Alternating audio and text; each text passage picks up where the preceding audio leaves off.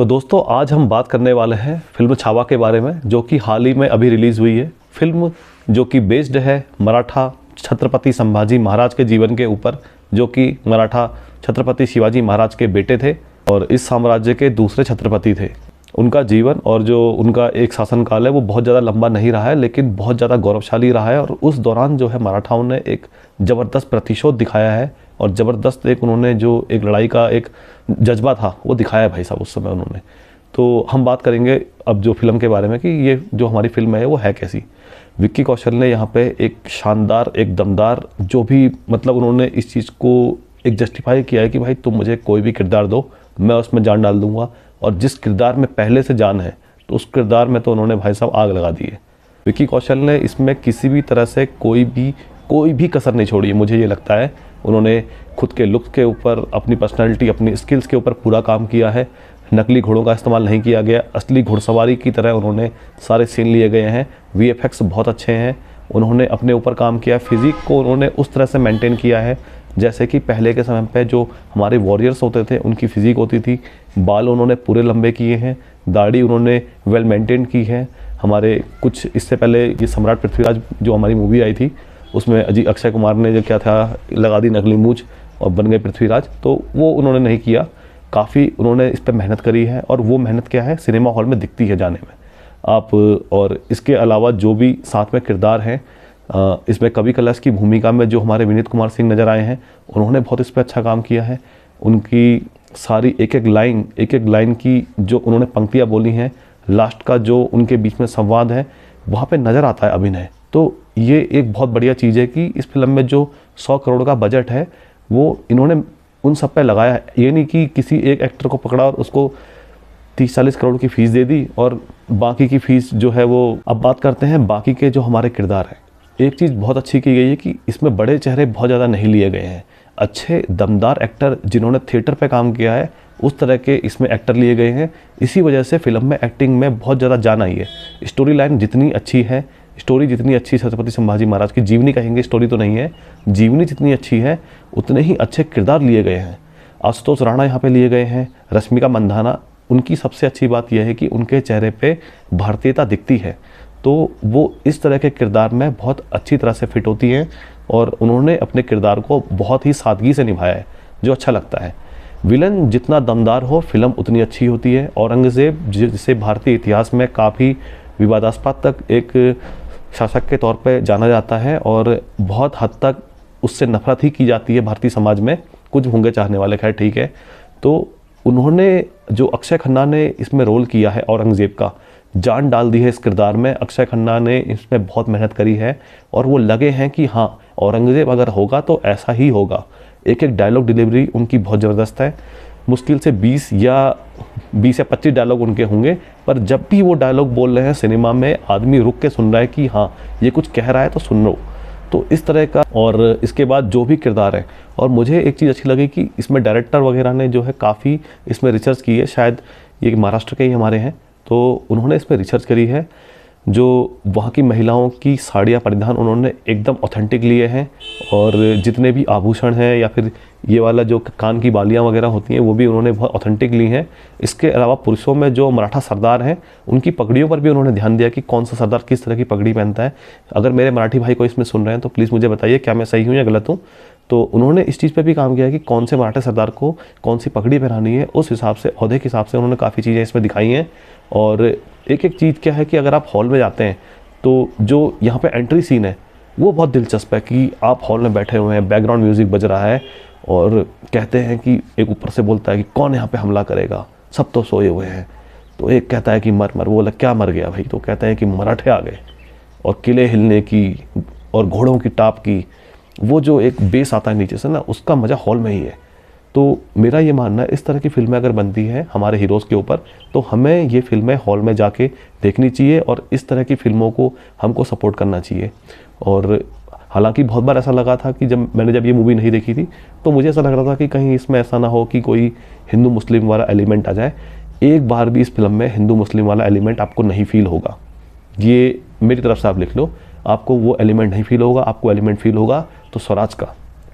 और सबसे अच्छी चीज़ मुझे इसमें ये लगी कि जो कुछ चीज़ें हैं कि भाई साहब ये फिल्म देख के आपको फील होगा इतनी थे, लड़ने वाले लोग तो हैं भारत में। जिस तरह का हमारा प्रोपेगेंडा फैलाया गया, और ये हर्षवर्धन से लेके आपका दिल्ली सल्तनत तक का जो समय है, वो समय भारतीय इतिहास से गायब किया गया। उसके बाद औरंगज़ेब से लेके बहादुर शाह जफर तक क्या इस बीच में हुआ, वो गायब किया गया।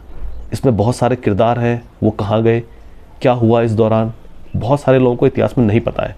तो वो चीज़ लगती है पता कि नहीं, ऐसे लोग थे, लड़ने वाले लोग थे और हमारे देश में बिल्कुल थे। और यहाँ पे क्लैपिंग्स होनी चाहिए मराठास के लिए कि भाई उन्होंने बहुत ज़बरदस्त उस समय पे फाइट दी है और एक ग्लोरी देखी है उस समय पे, और इस चीज़ की तारीफ़ करनी पड़ेगी उनकी। म्यूज़िक का यहाँ पे क्या मिक्स रिव्यू आए हैं।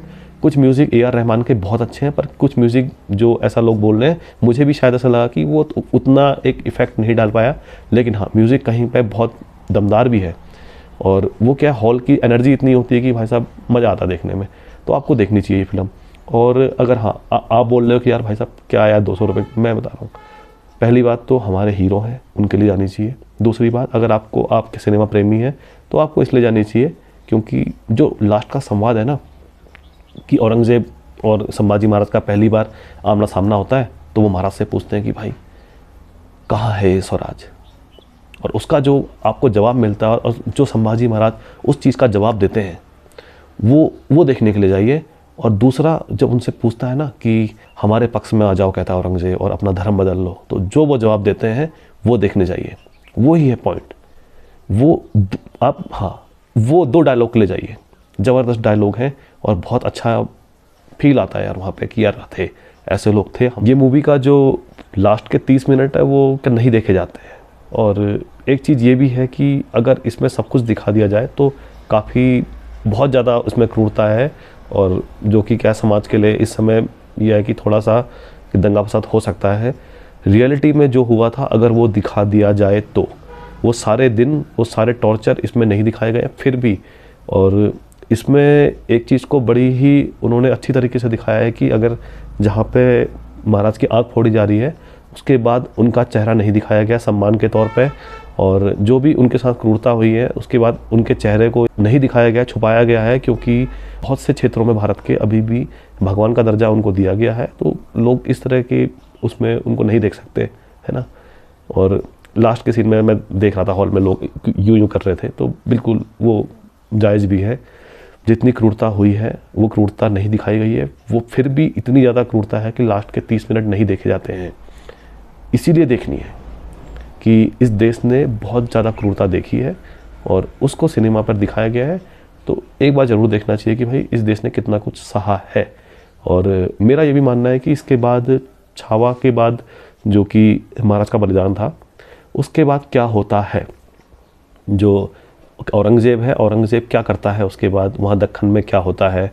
और एक कैरेक्टर इसमें, जिन लोगों ने मूवी अगर अब देख ली है तो इसमें एक कैरेक्टर ताराबाई जी का भी आता है, और वो कैरेक्टर मराठा साम्राज्य में काफ़ी लंबा है, और इसके बाद उनका भी यहाँ पे रोल है। और इसके बाद छत्रपति राजा राम जी का भी रोल आता है, फिर वहाँ से जो है पेशवा आते हैं, तो काफ़ी कुछ यहाँ पे होता है। और वही इतिहास भारतीयों से क्या छुपाया गया है। वहाँ पे संजय लीला भंसाली जी ने जो जिस तरह बाजीराव जी के साथ किया, उनका तो ऊपर जो है बाजीराव जी इंतज़ार कर रहे हैं कि भाई कब आप ऊपर आओगे, कब जो है हिसाब बराबर होगा। मजाक की बात, लेकिन बाजीराव जी के ऊपर, पेशवा बाजीराव जो थे, उनके ऊपर फिल्म बननी चाहिए, दोबारा से एक फिल्म बननी चाहिए जिसमें उनका रियल इतिहास, असल इतिहास दिखाया जाए, बताया जाए कि पेशवा बाजीराव क्या थे, जिन्होंने नक्शा बदल दिया था, जिन्होंने दिल्ली दहला दी थी। उनकी घोड़ों की टाप से हैदराबाद का निजाम से लेकर दिल्ली का मुग़ल बादशाह तक कांपता था। सच है भाई, इतिहास में लिखा हुआ सच है।